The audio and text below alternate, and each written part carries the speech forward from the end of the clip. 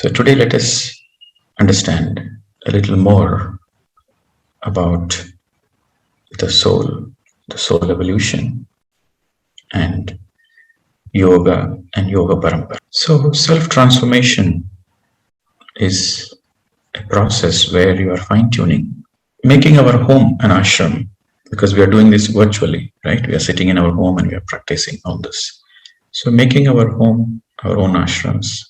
How to make our own home ashram? You see, we spend most of our lifetime in our home. So if you want peace, if you want a happy home, if you want your home to be peaceful, happy, then it has to vibrate with a lot of positive energies. The home should have positive energies. So making the home an ashram is nothing but you are sensitive to the energies. So what should we do? There are a few points to understand and write down. The first is cleanliness. Very, very important. And again, in the cleanliness, there are three subdivisions: A, B, C. Personal hygiene. If you are in the practice of meditation, you have to take minimum 2 showers a day. The aura has to be cleansed. Minimum 2 showers is a must for a practitioner of Raja Yoga. If you are a meditator, then it becomes necessary to maintain certain personal hygiene. You don't need to put all the chemicals and soap, but energetically the aura should be cleansed. 2 showers, that is A. And the B, what kind of clothes you are wearing. The clothes should be, every time you shower and come out, you should always wear fresh set of clothes, clean clothes. And you cannot just wash your clothes and throw it as a lump and then just wear it simply like that. The clothes has to be properly folded, ironed. So that is also very important. If you don't fold your clothes and iron it and keep it properly, the clothes are scattered everywhere in your room, then it also absorbs a little bit of negativity. So the clothes has to be washed, folded or ironed properly and kept. And you should always wear a clean set of clothes. Every time you shower, your aura is cleansed. You should wear a clean set of clothes. Never wear a used cloth, because the cloth has the old energy. And when you take a shower, you are recharged. There is a new energy, new aura. So the clothes, you should always wear fresh clothes, clean clothes, every time after a shower. So that's B. And coming to the C, we are discussing about cleanliness, saucha. So the first is personal hygiene. The second is the clothes we wear. And the third one is space. Our surroundings should be clean. When I say clean, that means it should have some space also. We call it as a living space. So we need to have sufficient space for the energy, for the chi energy, for the prana energy to move around the house. This is very important. You cannot have unnecessary things in your house. If you have the things which you are not using, then it takes up energy. Broken things should be discarded immediately. Broken glasses, broken spoons, spoiled ones, anything broken, discard it. And yesterday I discussed about the cleaning process. The cleaning is not simply dusting. The cleaning means keep only what you need. And the things you don't need, you discard it or give it away so that you get some good karma. Or if you don't feel like giving it away, or at least discarding, you are so attached to certain things. Attachment leads to suffering. If you are so attached that you can't discard, at least pack it and put it in a storeroom or keep it somewhere so that at a later stage you can discard it. So keeping the things which you really need, which you are really using, the utility factor matters a lot. If something you are not using on a regular basis, and those things are lying around in your living space or in your bedroom or wherever, it takes up energy. So the cleaning means you are keeping the minimum things, the necessary things, the useful things, the utility-based things, the other things you are discarding. And every day you should clean your house, vacuuming, sweeping, mopping, whatever. So that cleanses the aura of the house. So in the cleanliness, there is 1, 2, 3. Personal, the clothes we wear, and then the surroundings. These 3 things should be followed. And every time you clean a house, just burn an agarbatti or put some sambrani or burn some incense so that the ether is also cleansed. This is the first step, cleanliness. The second point is there should be meditation in your house every single day. You should meditate in your house so that the atmosphere, the energy of the house is meditative. Every single day, you have to meditate. Absolutely no excuse whatsoever. Your living space should be filled with meditation. And it is a good practice. You meditate the same place every day so that the moment you are going towards that place, you are psychologically prepared. And your body is also, because we all have memory in our body cells. So when the particular time comes, it is good to meditate the same time, in the same place, even though it is not necessary. You can meditate any place, anytime, in general.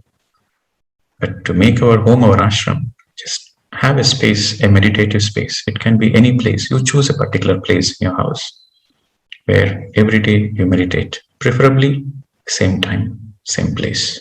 That will help. So point number 2 is there should be meditation every single day in your house.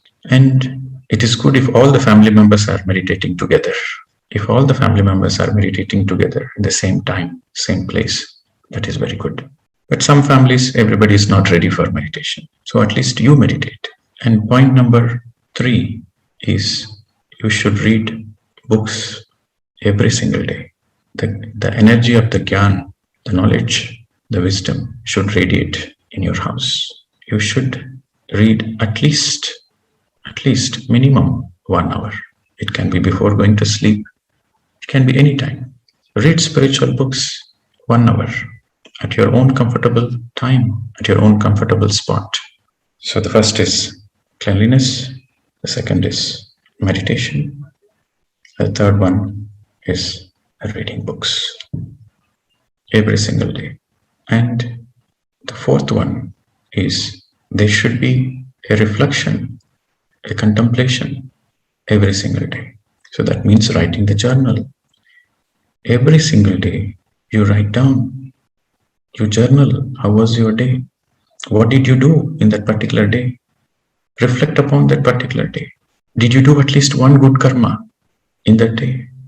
Or did you live a happy life? Or is there any lesson you learned in that particular day? So writing a journal, writing down every day really helps to reflect.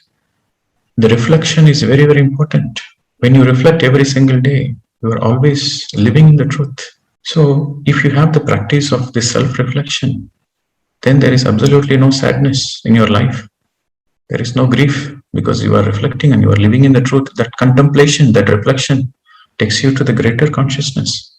And finally, the fifth point, most important point, is the food you eat in that house, the food you bring into that house should be absolutely food of love.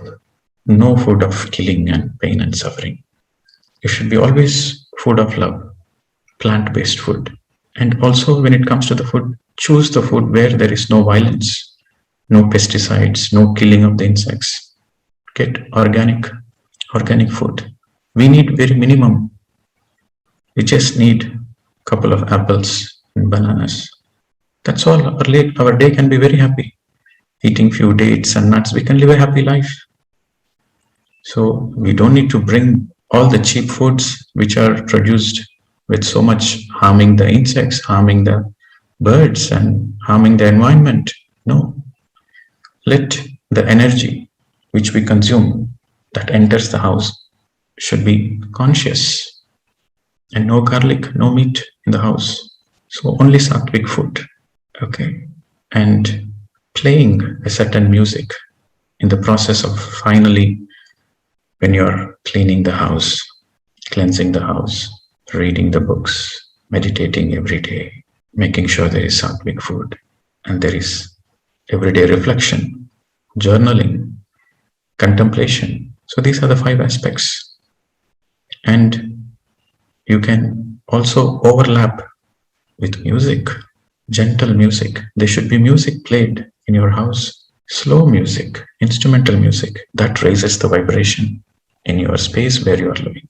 You don't need to play 24/7, but just play the music when you are cleaning the house, when you are meditating, while you are cooking, so that the vibrations are high.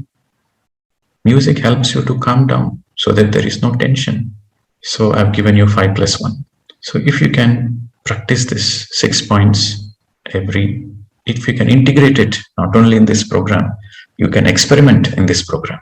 You have to begin experimenting, cleaning your house, discarding the things. You have to experiment meditating every day, reading every day, journaling every day. So if you can experiment in this self-transformation program, and if you can experience that beauty, then it will become part of your life. So making our home, our ashram, is the need of the hour, my dear friends.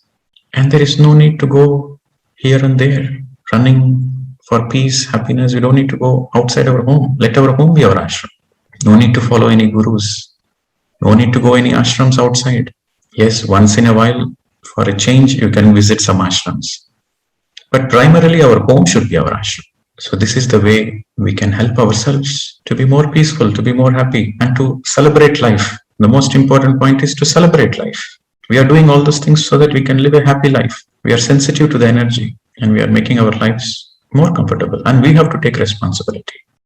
We have to take more responsibility for our own evolution. We create our own reality, my dear friends. If we are happy, we are responsible for it. If we are not happy, we are only responsible for it. Spirituality means taking responsibility, and everybody can be happy on this planet Earth. And everybody is eligible to be happy once you understand the science behind it. Happiness science.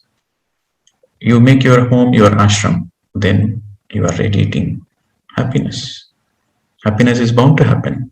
Peace is bound to happen in the home if your home is an ashram. So with this, we will go into our topic, Yoga Parampara. It's a very interesting subject, and it's a very deep subject. We'll go slow and try to understand and integrate. Maybe we'll take half part today. We'll do part 1 today and part 2 tomorrow, and with questions. So before I can tell you about Yoga Parampara, I should tell you something about Janma Parampara. How did the soul come first to the planet Earth? And what was the evolution of the soul? So we have to discuss about the Janma Parampara first. Unless you understand the Janma Parampara, you cannot understand the Yoga Parampara. Janma Parampara. There are 3 ways a human incarnate on the planet Earth. The first is the evolution of the soul from the mineral kingdom. The soul evolves to the plant. From the plant, the soul graduates to an animal kingdom. And finally, from the animal kingdom, the soul graduates to human. So within the mineral kingdom, the most evolved ones are huge stones and crystals. Crystals are very evolved within the mineral kingdom. When it comes to the plant kingdom, the highly evolved ones. The highly evolved means they're ready to graduate to the next. So in the plant kingdom, the highly evolved ones are medicinal plants, medicinal trees, and huge trees like banyan tree, peepal tree. These trees, they house hundreds and thousands of beings, birds, insects, animals. They take shelter in that tree, and the tree is very medicinal. It saves lives, and it gives a lot of fruits, food for the other living beings. So these huge trees, which support so many life beings, they are the highly evolved ones. So they are ready to graduate to the animal kingdom. In the animal kingdom, first it begins with wild animals, then slowly it graduates to domesticated animals. And the final incarnation within the animal kingdom are very evolved animals like cows, elephants, horses, dogs, so cats. These are very highly evolved animals. They're very sensitive. They can understand the human emotions. So they're ready to graduate to the human. So this is the first way. This is one way the human from the animal. See, the animal consciousness has group consciousness. So when the animal is evolving, the group consciousness is ready to become an individualized consciousness.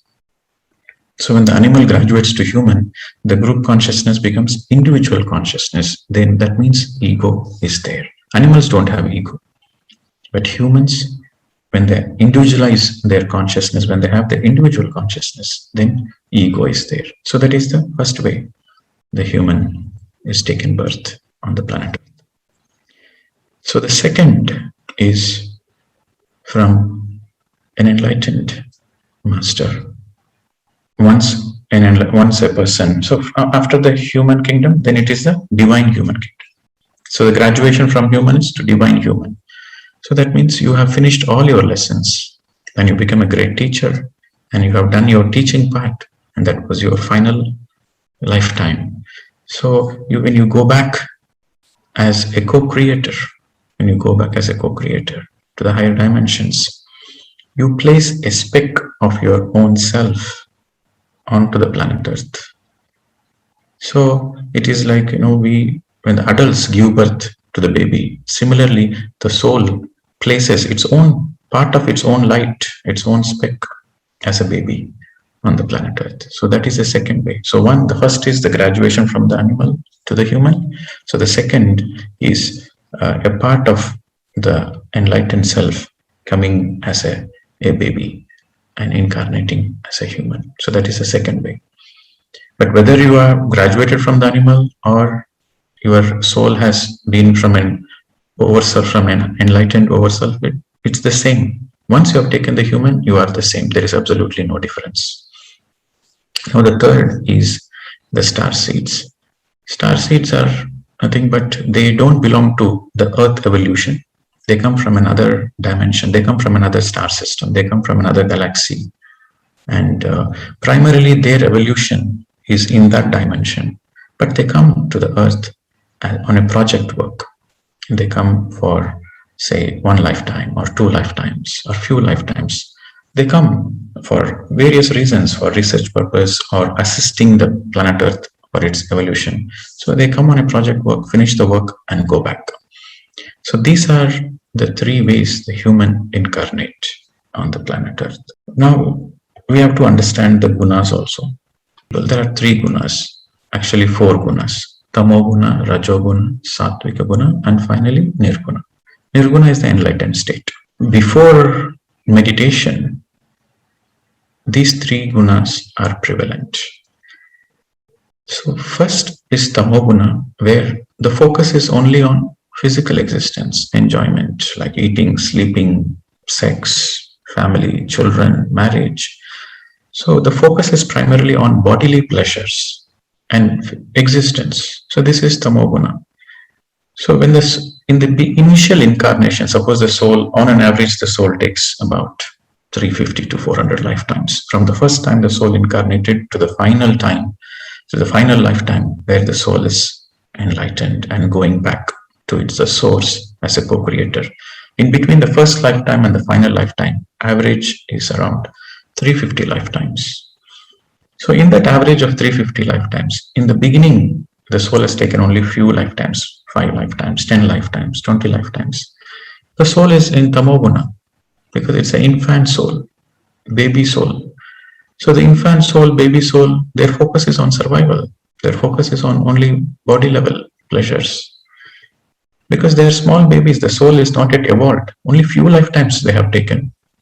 So it is very natural the soul will be in Thamo Guna. And you cannot expect a baby soul to behave like an old soul. It is not possible. You cannot expect a baby who is just crawling on the floor to participate in the running race, to participate in the Olympics and run. Not possible. The nature of the baby is to crawl. And when the baby grows up, slowly it starts walking and then it learns to walk and run, practice, then only it can participate in a running race. So many stages is there. So Thamo Guna doesn't mean that they are some low frequency people. No, they are baby souls. Their nature is like that. A first standard student have to study the first standard syllabus. You cannot expect a first standard student to understand the 10th standard syllabus. It's not possible. So what we are trying to understand is your actions are based on your gunas. Your actions are dependent on your gunas, my dear friends. This is the point we have to understand.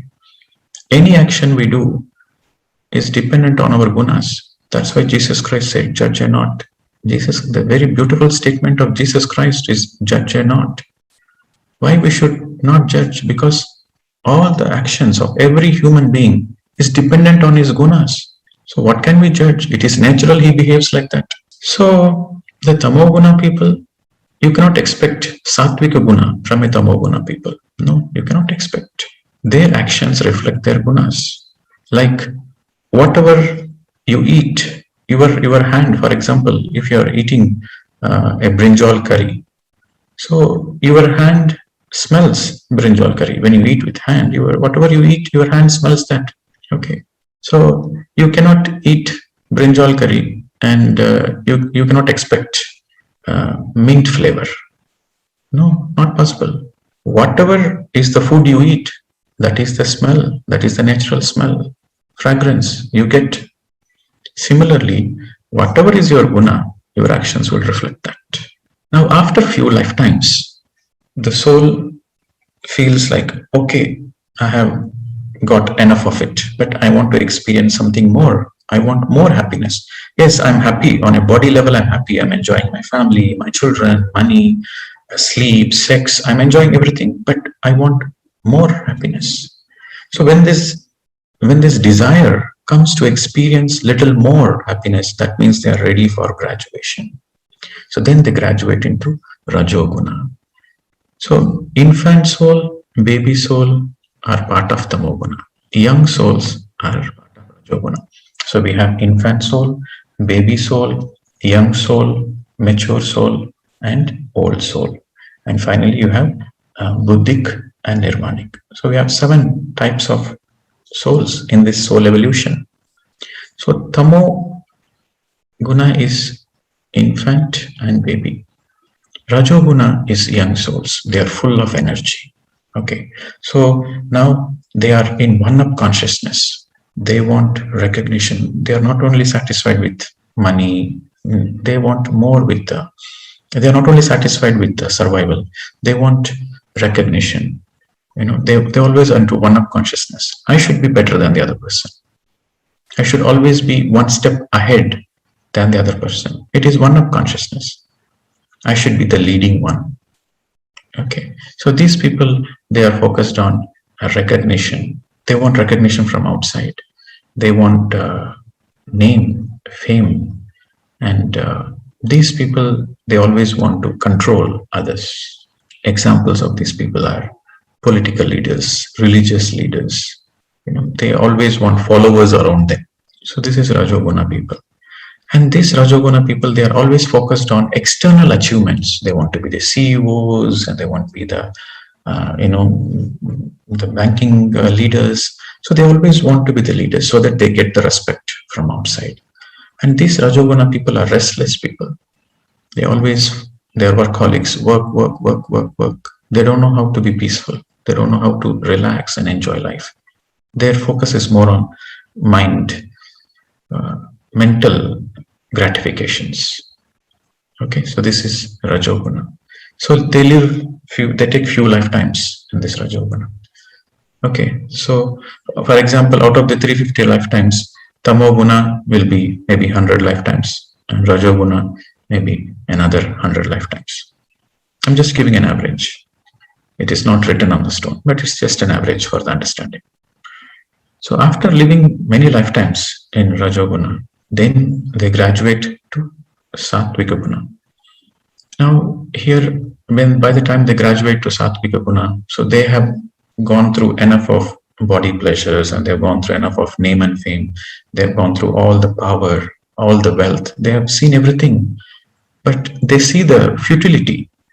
Whatever you earn, whatever the property you earn, one day everything might collapse. You see what happened in Afghanistan, collapsed overnight.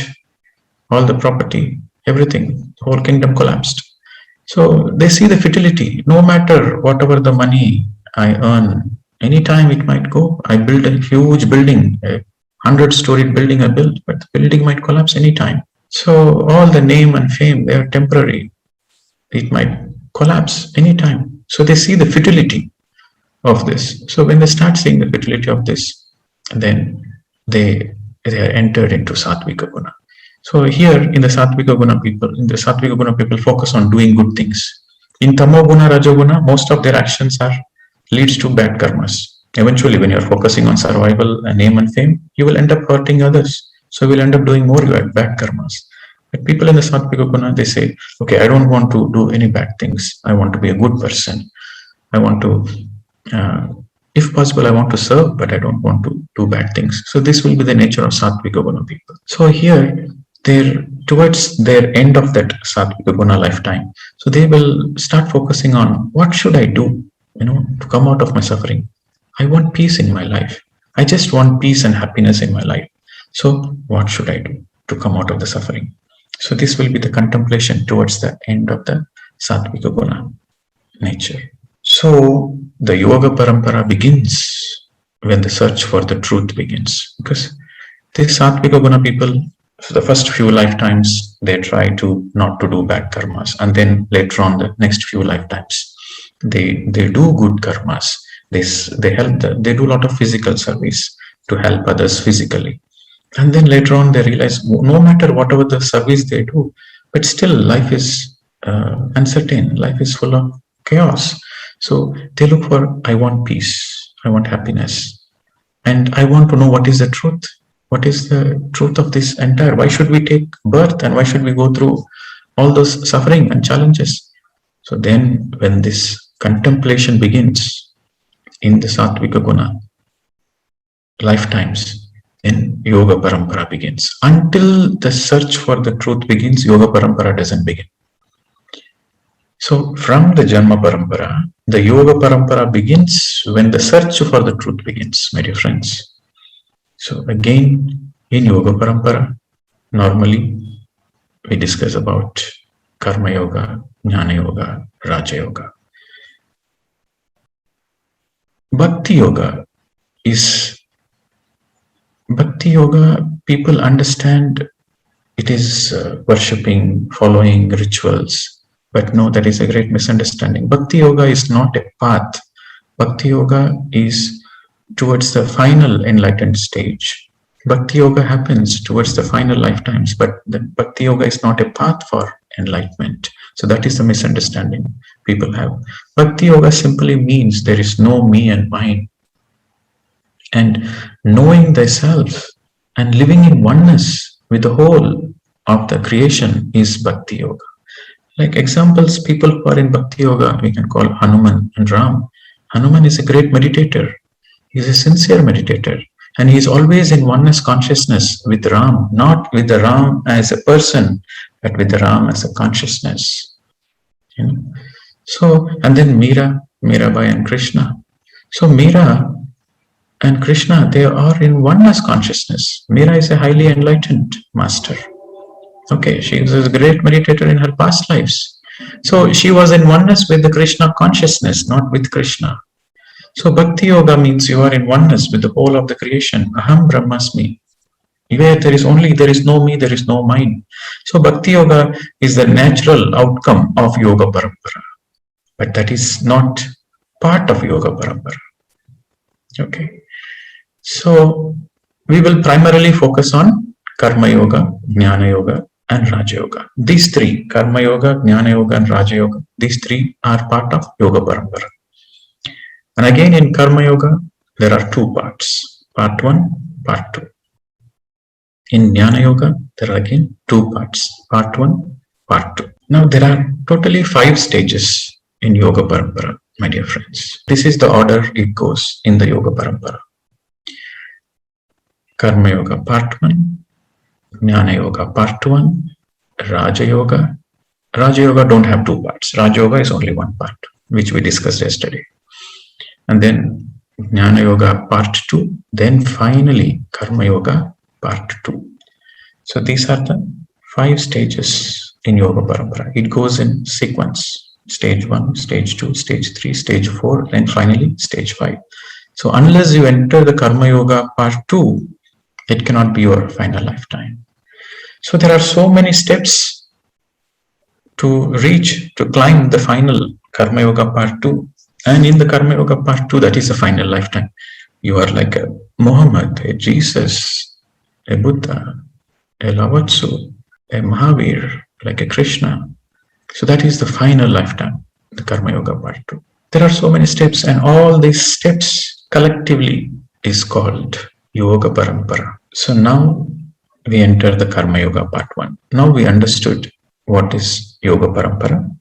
We understood the Janma Parampara. From the Janma Parampara, we are understood the Yoga Parampara and then the steps. And now, before we go into the details of this, I want to make sure you have got enough integration with whatever we have discussed it today. Okay, so whatever we have discussed it today, I want you to integrate. And the details of what are the steps inside Karma Yoga part 1, Jnana Yoga part 1, Raja Yoga, and then Jnana Yoga part 2, and then finally Karma Yoga part 2. So all those fine details, the inner steps, I will discuss it tomorrow. But today I want you to integrate. First, whatever we discussed, first making our home our ashram, and then Janma Parampara, and then understanding Yoga Parampara and the steps in Yoga Parampara. So I want you to integrate all those things today, because too much of knowledge you cannot absorb. So we will split it into 2 parts. So today I have given you the overview. Tomorrow I will go detailed into Yoga Parampara.